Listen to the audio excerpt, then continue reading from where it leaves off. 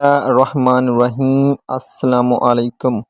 ایک دن حضرت علی رضی اللہ تعالیٰ عنہ مدینے کی گلی سے گزر رہے تھے تو آپ یہ دیکھتے ہیں کہ ایک عورت کو کچھ افراد گھسیٹتے ہوئے لے جا رہے ہیں۔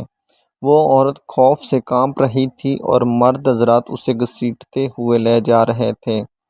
جب حضرت علی رضی اللہ تعالیٰ عنہ نے یہ ماجرا دیکھا تو حضرت علی رضی اللہ تعالیٰ عنہ نے ان آدمیوں سے پوچھا کہ کیوں آپ اس عورت کو گھسیٹتے ہوئے لے جا رہے ہو؟ تو ان لوگوں نے کہا اس عورت نے بدکاری کی ہے، زنا کیا ہے۔ تو حضرت عمر بن خطاب نے حکم دیا کہ اس عورت کو سنسار کر دیا جائے۔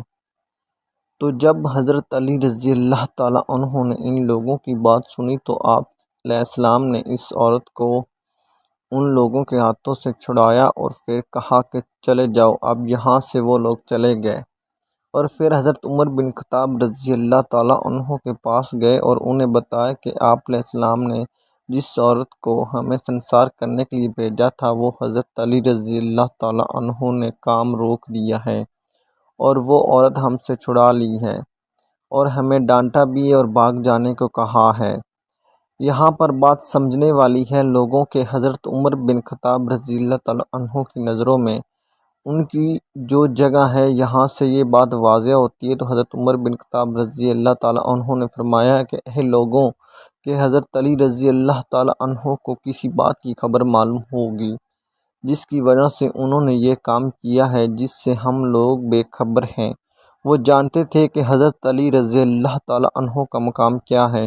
وہ جانتے تھے کہ حضرت علی رضی اللہ تعالیٰ عنہ یہ کام کسی وجہ سے ہی کیا ہوگا، اس کی کوئی وجہ ضرور ہوگی۔ تو انہوں نے پھر لوگوں کو حکم دیا جاؤ حضرت علی رضی اللہ تعالیٰ عنہ کو بلا کر میرے پاس لے آؤ۔ تو لوگ جب حضرت علی رضی اللہ تعالیٰ عنہ کے پاس گئے تو انہیں جا کر کہا کہ عمر بن خطاب رضی اللہ تعالیٰ عنہ نے آپ علیہ السلام کو اپنے پاس بلایا ہے۔ تو پھر وہ وہاں پہنچ گئے۔ تو پھر حضرت علی رضی اللہ تعالیٰ عنہ اور حضرت عمر بن خطاب رضی اللہ تعالیٰ عنہ نے پوچھا کہ یا علی علیہ السلام کیا وجہ ہے، تم نے لوگوں کو کیوں روکا ہے اس بدکردار عورت کو سنسار کرنے کے لیے، اس کی کیا وجہ ہے؟ تو پھر حضرت علی رضی اللہ تعالیٰ عنہ نے فرمایا کہ آپ نے نہیں سنا کہ آپ صلی اللہ علیہ وآلہ وسلم نے فرمایا کہ 3 لوگوں کے اوپر سے قلم اٹھا لیا جاتا ہے، یعنی ان کے اعمال لکھے نہیں جاتے، وہ بے قصور ہوتے ہیں، ان کے گناہ لکھے نہیں جاتے۔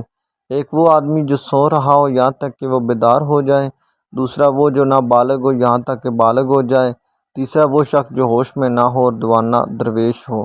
یہ ارشاد مبارک سنے ہیں جس پر حضرت علی رضی اللہ تعالیٰ مسکراتے ہوئے فرمایا اے ام المومنین، اس عورت کو کبھی کبھی دیوانہ پن کے دورے پڑتے ہیں اور یہ عورت اپنے ہوش کھو بیٹھتی، ہو سکتا وہ آدمی جس نے اس کے ساتھ گناہ کیے اس نے اس کے دیوانے پن کا فائدہ اٹھایا ہو۔